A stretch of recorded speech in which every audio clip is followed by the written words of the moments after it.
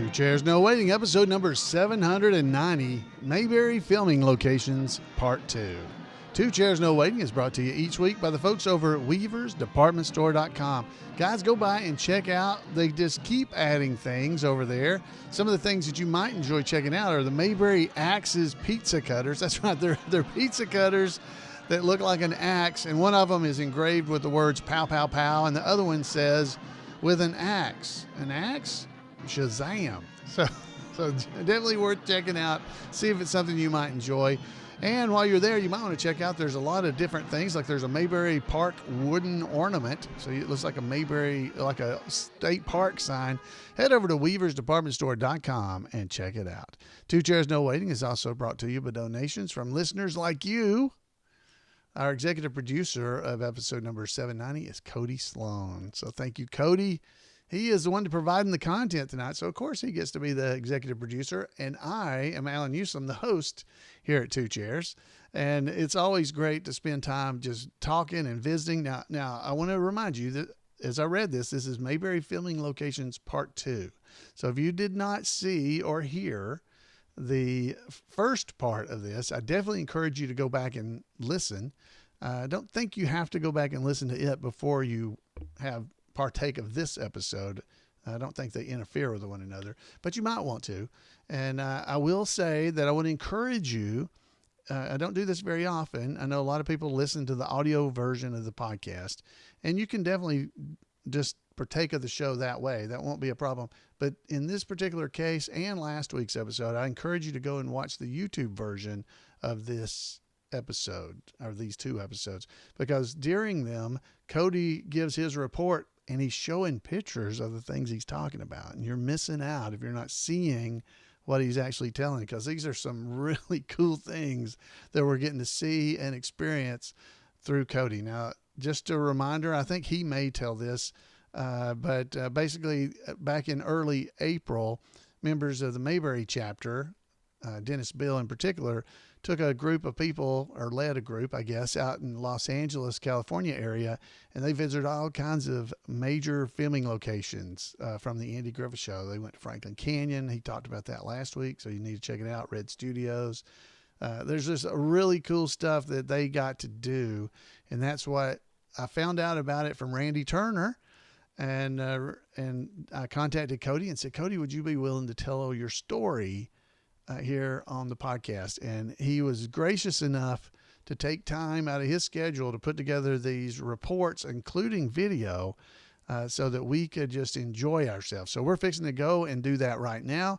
Stick around after it's over. I've got some trivia for you that we will play, and we're just going to have a good time here in Mayberry. So Codie, I'm going to hand it off to you. So take it away. Hello, everybody. South Carolina Codie here for part 2 of my mini-series, documenting some highlights of a recent trip to California. This included myself, Dennis Bill, Randy Turner, Neil Brower, and Vicki Drescher. The first few days also included Andy Bullock, son of writer Harvey Bullock, and Dixie Griffith, Andy Griffith's daughter. Last week we talked about visiting some of the main filming locations of the Griffith Show, and this week we'll highlight a few other lesser known or formerly unknown filming locations of both the Griffith Show and from Gomer Pyle. We'll also cover a few other interesting places and people that we were able to visit. A neat surprise Dennis planned for us was going to see Aunt Bee's airplane. This Cessna 182 was used for filming the episode Aunt Bee's Big Moment. And while it has a different paint job now, looks a little different, this is the exact airplane used in the episode. Getting to sit in the cockpit and look at it up close was just such a neat experience. Big thanks to the current owners for giving us that opportunity. An interesting tidbit is they have all the maintenance records for the airplane, and we searched through and found a maintenance log close to the time that the episode was shot. This particular entry that I'm showing on the screen right now is dated October 18th, 1967. Among the list of things done includes a new paint job, oil change, spark plugs cleaned and gapped, and this airplane is one of the few screen-used relics left from the Andy Griffith Show. Very special to see that in person. To go along with visiting the airplane, we also drove up to Whiteman Airport north of Burbank. This is where the airport scenes in Aunt Bee's Big Moment were filmed. A distinct feature at the airport are 4 smokestacks on the south end of the runway belonging to the Los Angeles Department of Water and Power. They are clearly visible in the episode and are still there today. Unfortunately, we were told these stacks are scheduled to be torn down later this year.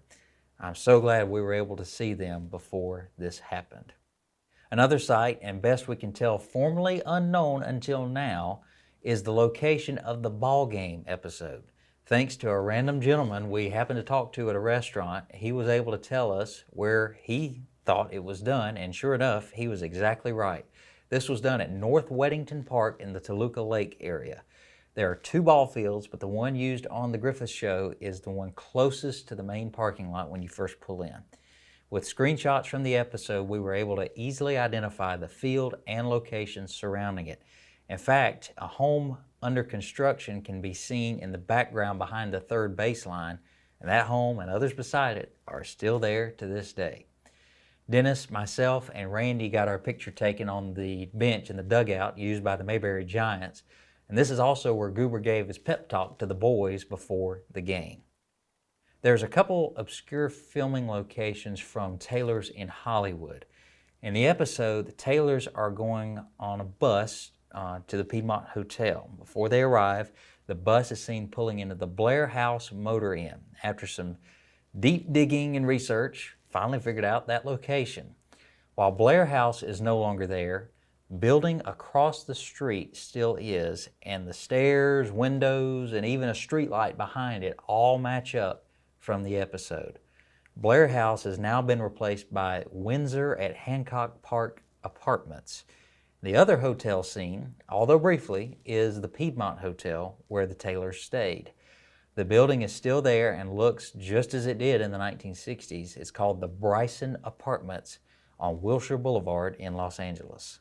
In the episode Goober Goes to the Auto Show, there's a scene at the end of the episode where the Taylors and Goober stop at a gas station. The large buildings across the street from the gas station, seen in the background, are still there.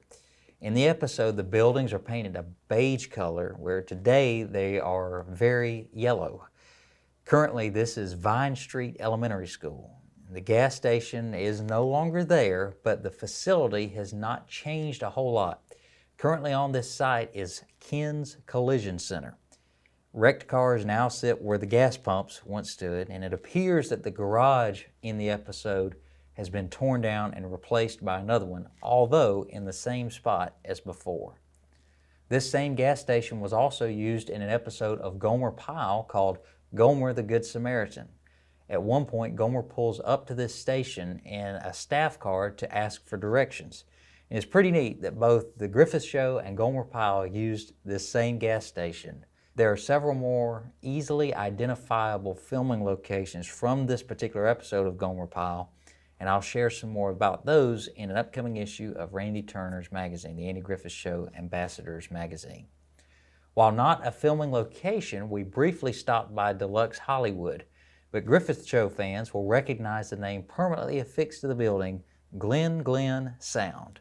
For decades, the Glen Glen Sound Company provided audio mixing and editing for countless productions. When the Dillards appeared on the Griffith Show, they would record their music at Glen Glen and then play along to match it when filming the episode. This is also where Andy and Eleanor Donahue recorded Away in a Manger in The Christmas Story. Unless someone listening knows this to be different, this is also where Earl Hagen's musical compositions came alive and were recorded for the Andy Griffith Show. Among the many things we did on our trip was visit several cemeteries. While much of the grave sites we saw were Tags related, we also saw many other old TV and movie celebrities' final resting place. As I read some of these names, I will show photos of their markers along with them. I'll start with Don Knotts, Alan Melvin, Howard Morris, Anita Corso, Rance Howard, Hal Smith, our dear friend Betty Lynn. While Andy Bullock was with us, he took us to 2 locations where his parents, Harvey and Betty Bullock, had homes. The one perhaps most interesting to us is the house Harvey lived in when he wrote The Andy Griffith Show, Gomer Pyle, Hogan's Heroes, and so much more. While we could only see it from the road, it was so special to know we were standing there looking at the house where countless great TV stories came from. Dixie Griffith took us to see the 4 homes her father owned throughout his career in California. Interestingly enough, 3 of the 4 are within about a half mile or so of each other. The first home I'm showing on the screen right now is the house Andy and family lived in from 1960 until the early 70s. Every day when Andy went to work on the Griffith Show, he left from this driveway. That's pretty special. The second home, not far away, was formerly owned by Bing Crosby at some point prior to Andy buying it. Having Dixie Griffith and Andy Bullock with us brought so much insight to the lives of both of their parents. It's one thing to visit these homes, but to hear the stories about growing up there, who the neighbors were, it makes it so much more meaningful. And we're all very grateful for their time with us. One of the unique places we visited was the former home of Hal Smith, who played Otis Campbell in Santa Monica. Hal lived in this home from around 1957 until he died in the home in 1994. The current owner, whose name is Marlo, was so gracious to let us tour the home. Fortunately for us, Marlo has left many things as they were when Hal lived there. It was so neat to walk through the home, and a big bonus was seeing and holding Hal Smith's telephone. Marlo keeps it on a table with a photo of Hal as the IHOP Pancake Man. We had the opportunity to visit with Joy Ellison one afternoon. Joy was in several episodes of The Griffith Show as a child actress, including The Christmas Story, The Beauty Contest, and Andy Forecloses. After visiting at her home for a while, we all went to eat a nice supper together. Hey, it's that college kid, or Darlene Mason, whichever is your favorite. Another special visit was at the home of Ruta Lee. Now at 89 years young, she is still sharp, quick-witted, and spry as ever. She was such a joy to be around, and we had a great time getting to tour her incredibly beautiful home. We were also able to spend an afternoon with Bruce Bilson and his wife. For those who don't know, Bruce was the assistant director for the first 2 seasons of The Andy Griffith Show and went on to work on many other productions, including Hogan's Heroes, Wyatt Earp, and Get Smart. Bruce was part of 63 episodes of The Griffith Show, but was also at Franklin Canyon Reservoir in July 1960 when the opening credits were shot. Aside from Ron Howard, Bruce may be the only surviving person who was there that day. One special meal we had was with Leroy and Janice McNees. Leroy was in 2 Griffith Show episodes as a dobro player. He had one speaking part in the episode Mayberry on Record. Another meal that we had was with Kit McNear and his wife. Kit is the son of Howard McNear, who played Floyd Lawson.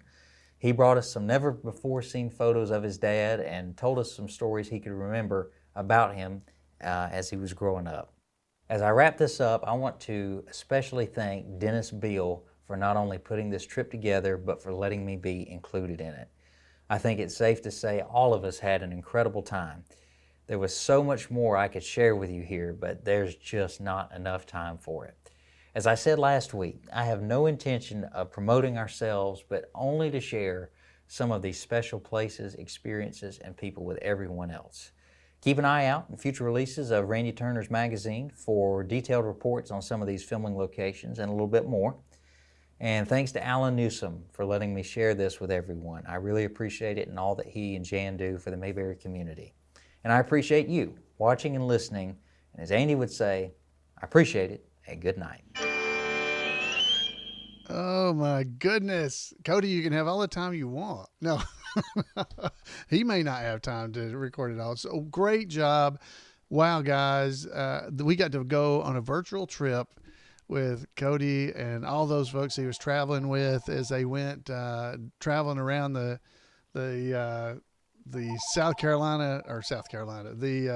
Southern California area, and visiting and seeing all these amazing locations that were from the Andy Griffith Show.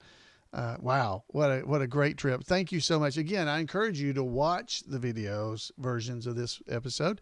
And I think Codie was giving you little hints there that you might want to watch it, because he was showing photos of Andy's house, his houses, where Dixie took them to see where they had lived when she was younger.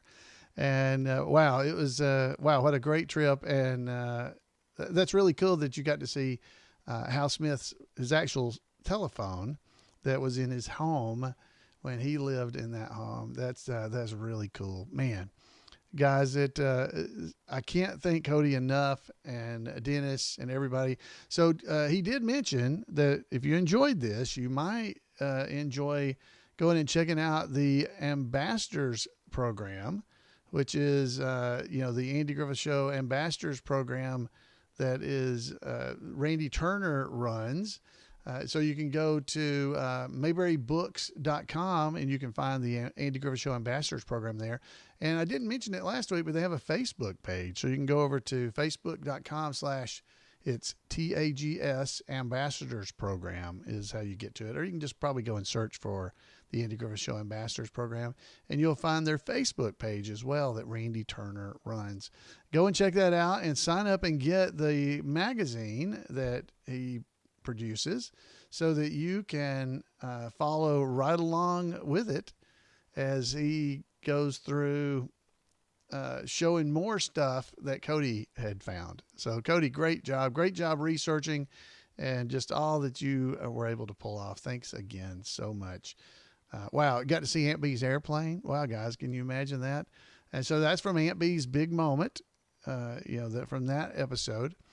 And it's definitely that episode was actually originally aired on February the 12th, 1968. And so they were reading the logbook talking about that. If I had to guess, he probably got money from the production crew to be able to paint his plane and make it look good for Aunt Bee's episode. I don't know that. But, the logs were talking about it being a fresh coat of paint and all that kind of stuff. I think that's pretty cool. Anyway, thank you so much, Codie. Once again, I know all of us appreciate it. If you enjoyed hearing these things, please write in or call in to the podcast. The information will be at the end of the show. And let Codie know what you thought about his reports. We already have several comments from last week's episode, and I hope to hear more because, man, he deserves a lot of praise. All right, guys. So now we're going to go and just play some trivia and have some fun. Now, this week, let me go ahead and get the music going. There's our background music for our trivia. All right. So this week's topic for trivia is moonshiners. Moonshiners. Are you ready to play? All right. So get your pencil or your piece of paper or just your good memory. And let's play. We're going to do 6 questions, but two of them are worth 2 points. So you got, what's that? 8 points possible. So here we go. Moonshiners. Number 1. When Opie saw the Morrison sisters still, what did he think it was? When Opie saw the Morrison sisters still, what did he think it was? I think y'all got this one. I feel good about you. I feel good because I know. Anytime I know the answer, I think you probably know the answer. All right, guys, here's the a little hint just to make sure you know. What did Opie think it was when he saw the Morrison sisters still? That's from Alcohol and Old Lace is the name of the episode. The answer, he thought it was a flower making machine. What's a flower maker? There's no such thing. What did it look like? Well, it was a big copper pot with a fire under it. All right, so there you go. That was question number 1. It was a flower making machine. Did you get it right? Our chat room blew up with answers. It looks like everybody knew this one. Okay, question number 2. Question number 2. What moonshiner shot out the headlights of the Mayberry squad car? Oh, this one's tough. This one's a little bit tough to me because, anyway. What moonshiner shot out the headlights of the Mayberry squad car? All right. Let's see if you can get this right. All right. What moonshiner? Wow, folks in the chat room are getting it. Yep. See, I would have had a hard time because this person, the actor, played more than one role in the Andy Griffith Show. So that's a hint. Plus, the episode was The Inspector, if that helps you. And I'll give it to you. Read it one more time. What moonshiner shot out the headlights of the Mayberry squad car? It was not Rafe Hollister. It was Luke Reiner. Luke Reimer. Yep. Okay, there he is. Luke Reimer was his name. Or Rainer, however you want to say it. Raymer, Reiner. That's who he was. Luke Reiner. Raymer. Paul's notes say Reimer rhymes with gamer. So it's Raymer. There you go. All right, here we go. Thank you, Paul Mulick, by the way, for these questions. I don't know if I thanked him. Question number 3. What moonshiner burned down his own barn and then tried to blame Opie and his friends? Okay, come on. I know we got this one. Folks in the chat room got the last question. If you spelled it wrong, I'm not going to hold you. I'm a bad speller, so I'll give you credit. All right, what moonshiner burned down his own barn and tried to blame it on Opie and his friends? Okay, I think you all know it. Chat room definitely knows it. The episode was Keeper of the Flames, and the moonshiner's name, who burned down his own barn, was Jubal. It was Jubal Foster. Jubal Foster was his name. Jubal Foster. Jubal. Barney got drunk drinking out of the water. All right. Question number 4. It's worth 2 points. Question number 4. So where did Ben Sewell operate his still? And where did Barney originally think it was? Okay. Where did Ben Sewell operate his still? And where did Barney originally think it was located? Oh, that's tough. That's a little tougher. I definitely remember the episode, and I don't know if I know the answer to either one of these. Okay, folks in the chat room, let's see if they're getting anything. All right, where did Ben Sewell operate his still? That's 1 point. And where did Barney originally think it was located? Where did he think it was? Okay, so this is from the episode, if you don't know, Alcohol and Old Lace as well. And where did Ben Sewell operate his still? It was at Council Flat. Council Flat is where it was. I do believe she was a little closer to it than you. Because Barney, so he said, no. Where did Barney think it was? He thought it was at Hawks Point. Barney, I believe we need to listen to Miss Clara, was it Annabelle? Anyway, you need to listen to her because I think she might have been just a little bit closer than you were. Because Barney was closing in on it. He thought it was at Hawks Point, but it was at Council Flat. Okay, so the Alcohol and Old Lace, the Morrison sisters. All right, that was worth 2 points. Did you get either one? I didn't get them. I missed that one. Number 5. Who operates a still at Franklin Hollow? Who operates a still at Franklin Hollow?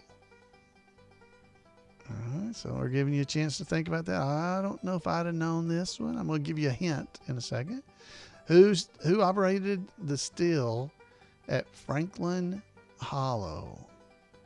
Okay, so I'm going to give you a hint. It's from the episode Aunt Bee the Warden, if that helps you.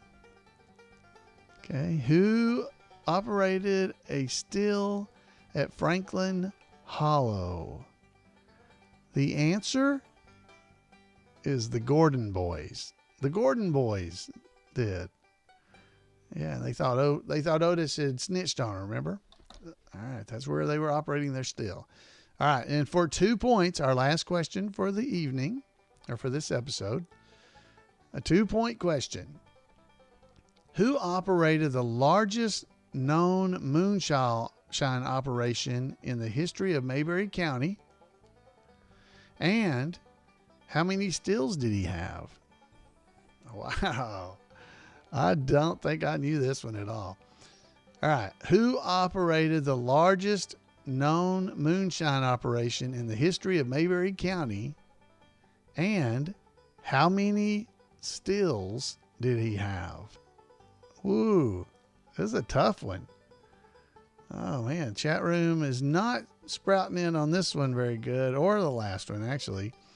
All right, guys, here we go. I'll give you the answers. This is from, if this helps you, I'll give you a hint.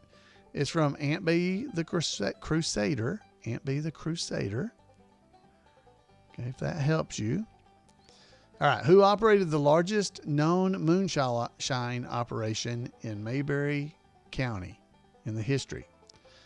That would have been Mr. Frisbee. Yeah, folks in the chat room, at least Kentucky Mike guessed it. All right. It looks like a guess. He has a question mark beside it. So how did you do? Did you get that one? Okay. So Mr. Frisbee, he was operating the largest known moonshine operation in the history of Mayberry County. How many stills did he have? Get this. I did not remember this at all. I'm going to go watch this episode when we get through. He had 6 stills in the cellar under his house. He had 6 of them. I don't remember that. Wow. Opie's Charity, I think they got this before I gave the answer. Good job, Opie's Charity. 6 stills. Wow. Okay. So that's 6 questions. 2 of them were worth 2 points each. So we had 8 possible points. How did you do? How did you do? By the way, this was question number 6, and it was 6 stills. Could almost have been a hint, couldn't it? Oh, man. So how did you do? How did you do on that? Did you get 8 points? Did you get 5 points? What'd you get? Okay. Did you have fun? That's the main thing. Was it fun for you? It was fun for me. Paul Mulick, thank you very much. We have more moonshine questions coming up next week or next episode. So be listening for more of those. Thank you, Paul, for providing these. Those were good questions. Some of them were pretty easy.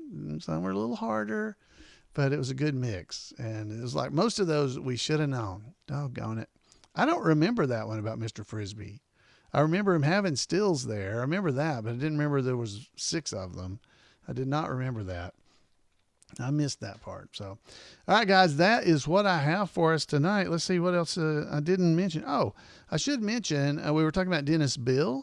I think I mentioned it last week. He puts out the Mayberry Minutes, a paper newsletter, but you do have to pay for it. But if you'd like to get a copy of it, or would like to inquire about getting a copy, or copies of it, it's $20 a year for annual dues, and you'll get 3 or so of these per year. It's about 16 pages or so. There's a lot. They're pretty thick. You can email him at kingofmayberry@comcast.net. kingofmayberry@comcast.net. You might be able to find out the same information if you go to mayberrychapter.com. mayberrychapter.com will give you that. But this is a great newsletter, and he has things in here about their recent trip that Codie has been telling us all about. They are in the back pages of this particular issue, where they traveled to 40 acres and all that kind of stuff. It's all back here. So go and check that out as well. The Ambassadors Program and maybe the Mayberry Minutes. Make sure you sign up for the Weaver's Department Store newsletter. It's free and it gets delivered to you every other month. And it comes out of Weaver's. So definitely go and do that because they're trying to keep you up to date. Well, I write it. So I'm trying to keep you up to date on all the things going on around Mayberry, plus give you a little tidbits as we go through as well. So folks, thank you again for spending time here with me in Mayberry. As always, it is great to do that. I would love to hear from you. You can give me a call at 888-684-8415 and tell us what you thought about the podcast. Tell you what about Codie's report. Give Codie some encouragement. So great job, Codie. You can also email me at floyd@imayberry.com. You can thank Codie that way as well. Or you can head over to twochairsnowaiting.com. All that kind of information is there. You'll be able to figure out how to leave a message. I'd love to hear from you. Folks, thanks for being here. Thanks for spending time with me in Mayberry for 790 episodes. I really do appreciate it. And we will see you next time right here on Two Chairs.